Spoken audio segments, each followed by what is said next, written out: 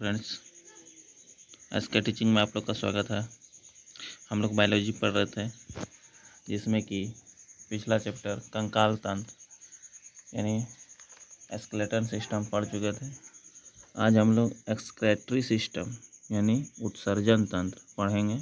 आप लोग इस वीडियो को अच्छे से देखिएगा, ध्यान से देखिएगा। देखिए क्या कहता है, उत्सर्जन तंत्र यानी एक्सक्रेटरी सिस्टम। देखिए अर्थ इसका क्या होता है, बाहर निकालना। मतलब क्या हुआ, हानिकारक पदार्थ का, हानिकारक पदार्थ कहिए या बेकार या अवशिष्ट पदार्थ का बाहर निकालने की प्रक्रिया ही उत्सर्जन कहलाता है। पूछेगा उत्सर्जन किसे कहते हैं, तो याद रखना है हानिकारक या बेकार पदार्थ या अवशिष्ट पदार्थ जो है इसी को बाहर निकालना है, क्या कहलाता है, उत्सर्जन कहलाता है। ठीक है।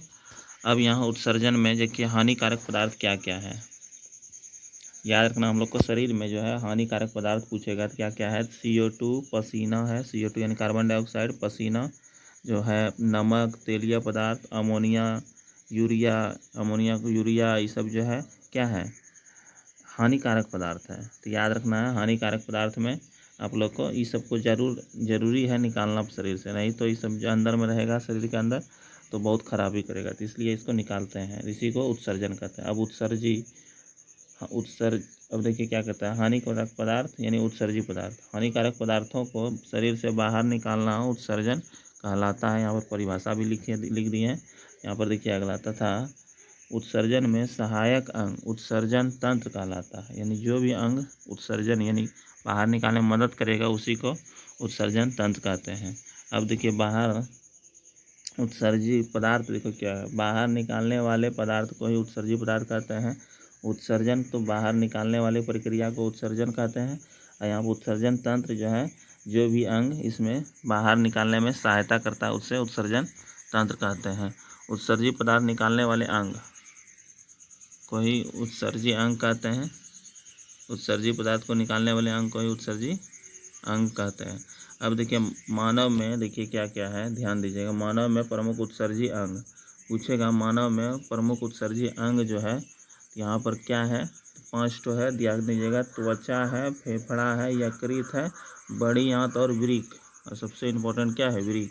यहाँ पर जो है टोटल जो है मानव में 5 तो उत्सर्जी अंग है। तो आप लोग ध्यान दीजिएगा क्या क्या है, त्वचा है, फेफड़ा है, यकृत है, बड़ी आंत, वृक्क यानी किडनी।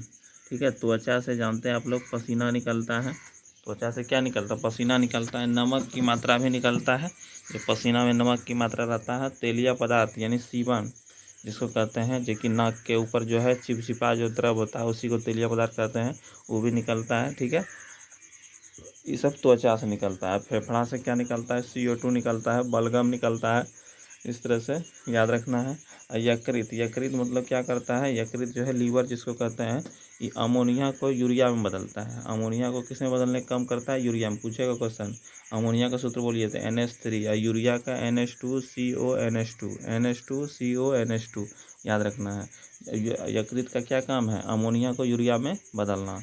अब बड़ी आंत, बड़ी आंत जो है अपचा भोजन यानी मल सबको निकालता है।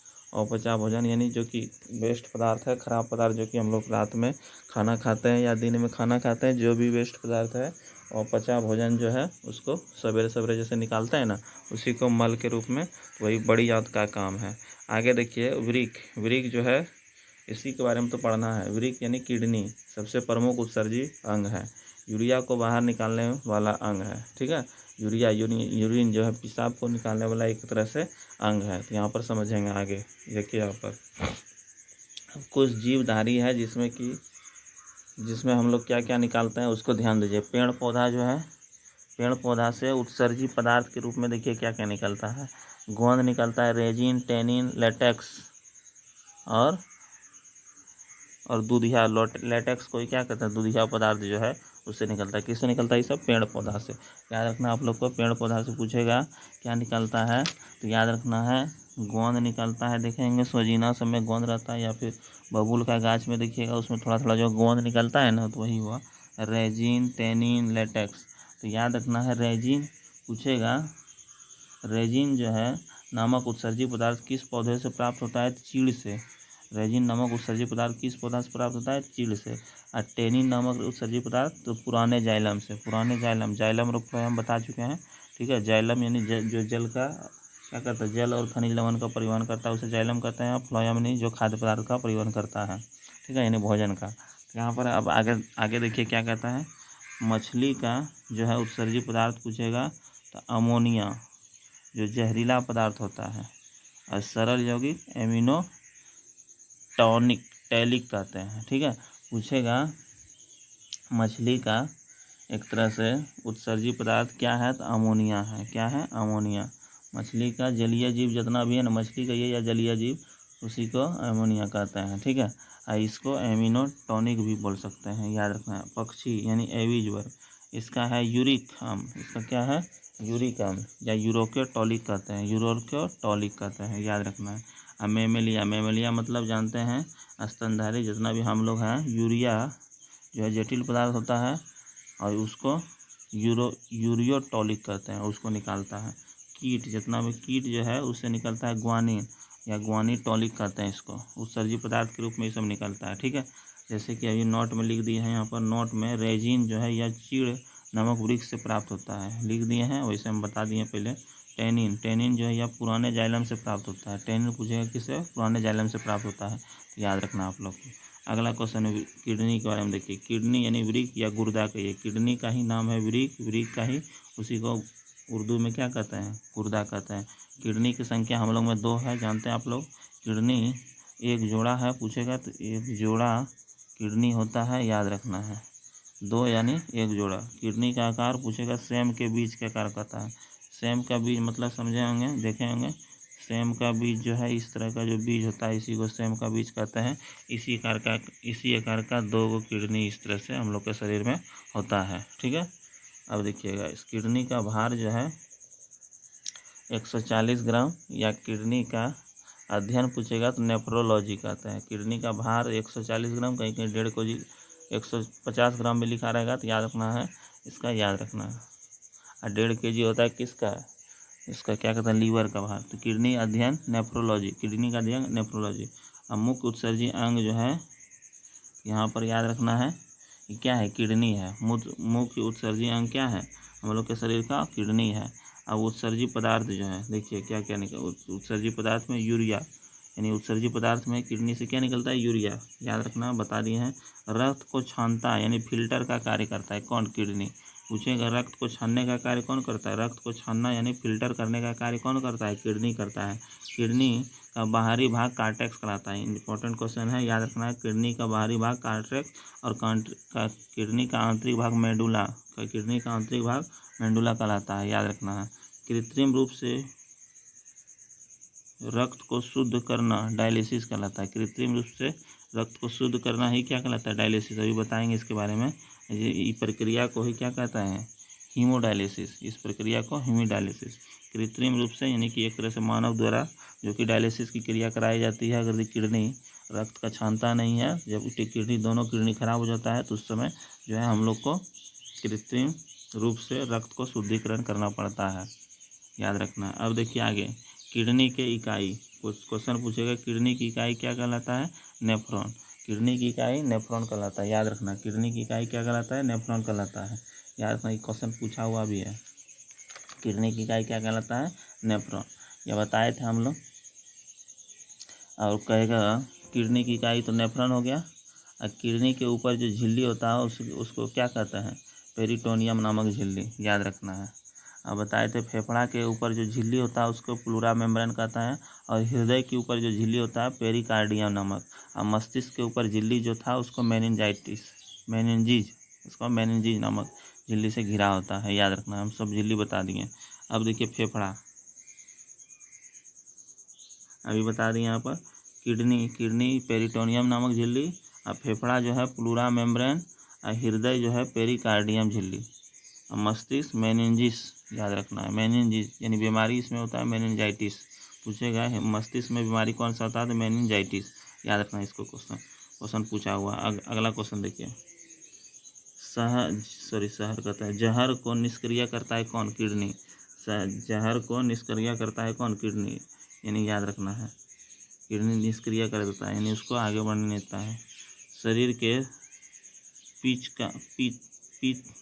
शरीर के पीएच का मान नियंत्रित करता है कौन? किडनी ही करता है। किडनी के ऊपर पाए जाने वाला ग्रंथि पूछेगा। किडनी के ऊपर में एक ग्रंथि होता है जिसको क्या कहते हैं? एड्रीनल ग्रंथि। किडनी के ऊपर एक ग्रंथि होता है जिसे एड्रीनल, उसको हिंदी में अधिवृक्क कहते हैं। हिंदी में क्या कहते हैं? अधिवृक्क कहते हैं, याद रखना। अगला, किडनी में स्टोन में पथरी हो जाता है जिसको कहते हैं कैल्शियम ऑक्जेलेट के कारण बनती है। किडनी में जो है पथरी बीमारी जो होता है वो किसके कारण? कैल्शियम ऑक्जेलेट के कारण होता है, तो याद रखना आप लोग को। अब नेफ्रॉन के बारे में समझते हैं। नेफ्रॉन एक दो ठो नहीं होता है, 10 लाख नेफ्रॉन होता है, हम बता चुके हैं। यानी कि किडनी में जो है पूछेगा तो कितना लाख नेफ्रॉन होता है? एक किडनी में लगभग 10 लाख नेफ्रॉन होता है। नेफ्रॉन को हिंदी में वृक्काणु कहते हैं। वृक्क का अणु। रक्त को छानने का कार्य कौन करता है? किडनी। यानी फिल्टर करना, रक्त को शुद्ध करता है फेफड़ा, बताए थे हम पिछला चैप्टर में बताए हैं। रक्त को छानने का रक्त का शुद्धिकरण फेफड़ा करता है, याद रखना है। यहाँ पर ये सब तो हो चुका है। अब आगे देखिए, ध्यान दीजिएगा। जहर को निष्क्रिय पीएच मान किडनी नियंत्रित करता है। किडनी के ऊपर एडिनल ग्रंथि होता है, ये सब बहुत बता दिए। अब देखिए नेफ्रॉन के बारे में समझते हैं। नेफ्रॉन जो है, जो कि हम लोग के शरीर में नेफ्रॉन जो होता है 10 लाख होता है प्रत्येक किडनी में। तो यहाँ पर समझते हैं नेफ्रॉन जो है इस तरह का जो एक तरह से बना हुआ है, इसको क्या कहते हैं? बोमेन संपुट कहते हैं। इसको क्या कहते हैं? बोमेन संपुट कहते हैं। और यहाँ पर जो है इसको बोमेन संपुट कर दिए, इसको बोमेन संपुट। और यहाँ पर गुच्छा नमा जो रहता है रचना, उसको ग्लोमेरुलस कहते हैं, ग्लोमेरुलस कहते हैं, ठीक है। और यहाँ पर मोटा जैसा जो है धमनी, मोटा जैसा इस अविवाही धमनी, इसी से रक्त जो है अंदर आता है, ठीक है। यहाँ पर इसी की क्षमता है। यहाँ से इधर से जो निकला हुआ है जो पतला जैसा नस है, इसको अपवाही शिरा कहते हैं। धमनी क्या होता है? मोटा होता है, हम बता चुके हैं। यहाँ पर देखिए, इसीलिए यहाँ पर मोटा दिया गया है, ठीक है। तो यहाँ पर अभिवाही धमनी इसको कहते हैं, इसको अपवाही धमनी कहते हैं, याद रखना आप लोग को। अब यहाँ पर आगे जो है ये जो है संरचना देखिए इस तरह से बना हुआ है। यहाँ पर इसको समीपस्थ नलिका कहते हैं, और इसी को यहाँ पर दूरस्थ नलिका कहते हैं। यहाँ पर देखिए दूरस्थ नलिका इसको लिखा हुआ है, ठीक है। इस तरह का यहाँ पर नज़दीक में है इसलिए समीपस्थ, और ये जो है दूर में है इसलिए इसको दूरस्थ नलिका कहते हैं। अब यहाँ पर इसको जो है संग्राहक नलिका कहते हैं। इसको क्या कहते हैं? संग्राहक नलिका। यहाँ पर नीचे वाला भाग को कहते हैं, क्वेश्चन पूछेगा हेनले की चाप। यहाँ पर हेनले की चाप किससे संबंधित है? यहाँ पर याद रखना है, नेफ्रॉन से, याद रखना, क्वेश्चन पूछता है। अगला, सामान्य संग्राहक नलिका। इसको क्या कहते हैं? सामान्य संग्राहक नलिका कहते हैं। यहाँ पर ब्लड आता है, यहाँ पर इस तरह से धमनी के थ्रू यहाँ पर क्या आता है? ब्लड आता है। इसके बाद जो है धीरे धीरे यहाँ पर जो है इसमें छन के एक तरह से यहाँ पर जो भी अपशिष्ट पदार्थ है, खराब पदार्थ जो है वो नीचे की ओर आकर के निकल जाता है, ठीक है। तो इस तरह से अब आगे देखिए, यहाँ पर जो है अविवाही धमनी बताएं। अविवाही धमनी व्यास ज़्यादा होता है यानी मोटा होता है, अपवाही धमनी व्यास कम होता है यानी पतला होता है। ब्लड ज़्यादा आएगा यहाँ से, एक तरह से ब्लड कम निकलेगा इससे, ठीक है। मोटा धमनी से क्या होता है? ज़्यादा आता है, निकलता है कम है। ग्लोमेरुलस में ब्लड का प्रेशर ज़्यादा होता है, ग्लोमेरुलस जो था उसमें प्रेशर ज़्यादा होता है। किडनी का कार्य देखिए, समझिए, किडनी का कार्य पूछेगा तो ग्लोमेरुलस में फिल्ट्रेशन यानी उच्च दाब पर ब्लड छनता है, उच्च दाब पर यानी ज़्यादा दाब होता है उच्च दाब पर। याद रखना, उच्च दाब पर ही क्या होता है? किडनी जो है ब्लड को छानने का काम करता है। और उच्च दाब पर ब्लड को छलता है तो उसी को अल्ट्रा फिल्ट्रेशन कहते हैं। किडनी के नेफ्रॉन में जो ब्लड जो हाई प्रेशर पर छनता है उसे क्या कहते हैं? अल्ट्रा फिल्ट्रेशन भी कहते हैं, याद रखना है, ठीक है। देखिए किडनी जो है ये 3 कार्य जो है 3 प्रोसेस से गुजरता है। रक्त जो है ना 3 प्रोसेस से गुजरता है। पहला देखिए क्या है? ग्लोमेरुलस फिल्ट्रेशन, दूसरा ट्यूबर पुनर्वाह अवशोषण, और तीसरा ट्यूबर श्रवण। ग्लोमेरुलस फिल्ट्रेशन में देखिए क्या क्या होता है, इसमें जल का छनना होता है, ग्लूकोज, खनिज लवण, एमिनो अम्ल, यूरिया, अमोनिया, यूरिक अम्ल, ये सब जो है सब छन जाता है। जितना भी बताए ना ये सब छान देता है ग्लोमेरुलस, ठीक है। लेकिन यहाँ पर कुछ अच्छा भी चीज़ है जिसको भी छान के नीचे की ओर लेते आता है। यहाँ पर देखिए जल, ग्लूकोज, खनिज लवण, एमिनो अम्ल, ये सब तो अच्छा चीज़ है जो कि इसको शरीर में चाहिए। तो यहाँ पर हमको चाहिए क्या, अपशिष्ट पदार्थ यानी खराब पदार्थ, यूरिया, अमोनिया, यूरिक अम्ल, ये सब ना चाहिए। ये सब जो है ये सब उत्सर्जी पदार्थ यानी हानिकारक पदार्थ है। तो ये सब को जो है एक तरह से नीचे की ओर भेज देता है, ठीक है। और यहाँ पर पुनरावशोषण जो है, पुनरावशोषण यानी फिर से अवशोषण हो जाता है। ये सब जितना भी है एक तरह से ट्यूबर पुनरावशोषण के थ्रू जो है सब चीज़ का फिर से अवशोषण हो जाता है, एक तरह से फिर अच्छे से ऊपर चल जाता है, ठीक है, अवशोषण हो करके। वही यहाँ पर लिखे हुए हैं। और यहाँ पर जो है अवशोषण कर लिया जाता है और फिर ट्यूबर स्रवण में या क्या क्या होता है, ट्यूबर स्रवण में जो है एक तरह से यहाँ पर सिक्रेशन होता है। सिक्रेशन के माध्यम से पुनः तीनों को ब्लड में मिला दिया जाता है, यानी तीनों जो है ये सब जो बचा है एमिनो अम्ल कहिए, एमिनो अम्ल, यहाँ पर जो है खनिज लवण, ये सब ग्लूकोज, जल, ये सब जो है सबको जो है यहाँ पर क्या करता है, इसको सिक्रेशन की मदद से क्या करता है, पुनः तीनों को ब्लड में, तीनों को या चारों को जितना भी है ये सबको क्या करता है, मिला दिया जाता है, याद रखना है। तो इस तरह से यहाँ पर होता है। यहाँ पर याद रखना है रक्त में 3 प्रोसेस से छनता है किडनी में, किडनी 3 तरह का काम करता है, याद रखना है इसको। किडनी जो है 3 तरह का काम किया, यहाँ पर याद रखना है। अब देखिए मूत्र का बनना, अब देखिए मूत्र देखिए कैसे बनता है। मूत्र जानते हैं जल का 96% होता है, याद रखना है। मूत्र जो है ना, मूत्र में जल पूछेगा कितना, 96%, ग्लूकोज 2%, ग्लूकोज 2%। मूत्र में जो है ग्लूकोज की मात्रा यानी ग्लूकोज के ये 2% होता है, ठीक है। यूरिया या ग्लूकोज के ये यूरिया, ग्लूकोज 2%, अन्य पदार्थ अमोनिया, यूरिक अम्ल, एसिड, खनिज लवण 2% होता है, ठीक है, याद रखना है। मूत्र का रंग कैसा होता है, पीला होता है, किसके, पिगमेंट जो है यूरोक्रोम के कारण। रक्त में यूरिक एसिड की मात्रा से बढ़ने से गठिया रोग होता है, ये क्वेश्चन हम बता भी चुके हैं, वैसे भी याद रखना है। ये रक्त में यूरिक एसिड की मात्रा बढ़ने से गठिया रोग होता है। कौन सा रोग, गठिया रोग होता है। यहाँ पर जो है हम लोग इस चैप्टर को पढ़ लिए हैं, टोटल कंप्लीट हो चुका है। आप लोग को इसको अच्छे से देख लेना है, एक बार नहीं होता है 2 बार देखिए वीडियो को, ठीक है, तो अच्छे से क्लियर हो जाएगा। हम अच्छे से बता चुके हैं, तो इसको अब जो है हम यहीं पर रखते हैं। यहाँ पर जो है 2 गो ग्रंथि था, यहाँ पर बताए थे, एंड्रिनल ग्रंथि था, ऊपर में एक ग्रंथि था, याद रखना। किडनी का आकार सेम के बीच का आकार होता है, इस तरह से होता है किडनी का आकार, तो यहाँ पर याद रखना है आप लोग को। यहाँ पर जो है जैसे छन करके यहाँ से एक नस निकलता है, इस तरह से 2 गो इस तरह से निकलता है, तो यहाँ पर जो है इस तरह से नीचे में मूत्र मार्ग यहाँ पर रहता है, ठीक है। तो यहाँ पर क्या होता है, इसको कहते हैं, क्या कहते हैं, मूत्र वाहिनी, इसको क्या कहते हैं, मूत्र वाहिनी कहते हैं, याद रखना, मूत्र वाहिनी कहते हैं इसको, मूत्र वाहिनी, याद रखना। यहाँ पर वृक्क है यानी किडनी इसको कहते हैं, इसको क्या कहते हैं, किडनी, यानी दोनों तरफ, ठीक है। यहाँ पर जो है मूत्र मार्ग, यहाँ पर मूत्राशय इसको कहते हैं, इसको क्या कहते हैं, मूत्राशय। यहाँ पर जो है छन करके इसी के थ्रू, और यहाँ पर नीचे में एक थोड़ा सा नली मिला हुआ रहता है, उसी को मूत्र मार्ग कहते हैं। तो इस तरह से यहाँ पर जो है छन करके यहाँ मूत्रवाहिनी के थ्रू मूत्राशय में जमा रहता है, और समय समय पर जब ज़रूरत पड़ता है तो उस समय जो है यहाँ पर क्या कहते हैं, मूत्र मार्ग के थ्रू हम लोग मूत्र यानी यूरिया को निकालते रहते हैं, ठीक है। इसीलिए कहा जाता है मूत्राशय में जो है यानी कि उसको जमा करके नहीं रखना चाहिए मूत्र को, क्योंकि अगर ज़्यादा जमा हो जाएगा तो उससे क्या होता है, वृक्क में जो है ना प्रभाव पड़ने लगता है, दबाव पड़ने लगता है, जिसके कारण से बीमारी हो जाता है एगो किडनी, जिसको कौन सा, किडनी कहता है, पथरी बीमारी, जिसको पथरी यानी स्टोन हो जाता है शरीर में, ठीक है। यहाँ पर याद रखना है आप लोग को।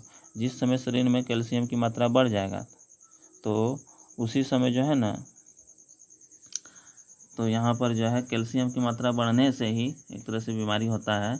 उसी समय अगर आप लोग पालक खा लीजिएगा या टमाटर खा लीजिएगा, तो पालक और टमाटर में बताए थे कौन सा अम्ल होता है, ऑक्जेलिक अम्ल, ठीक है। तो यहाँ पर जो है कैल्शियम जो है ऑक्जेलिक अम्ल से अभिक्रिया कर लेता है, ठीक है। और जैसे कैल्शियम जो है ऑक्जेलिक अम्ल से अभिक्रिया किया तो कैल्शियम ऑक्जिलेट बना देता है, क्या बनाता है, कैल्शियम ऑक्जिलेट बना देता है, ऐसे से ही पथरी हो जाता है, ठीक है। या किडनी में एक तरह से वृक्क में ही होता है, ऐसा होता है यार, ठीक है। यहाँ पर जो है इम्पोर्टेंट टॉपिक है, तो इसको अच्छे से देख लीजिएगा एक बार, ठीक है। अगर एक बार 2 नहीं समझ में आए 2 बार देखिएगा, तो इसको अच्छे से कर लीजिएगा। मिलते हैं नेक्स्ट वीडियो में। अगर चैनल को सब्सक्राइब नहीं किया है, चैनल को सब्सक्राइब कर लीजिए। हम टोटल बायोलॉजी का चैप्टर को पढ़ाएंगे। मिलते हैं नेक्स्ट वीडियो में। इस वीडियो में इतना ही। जय हिंद, जय भारत।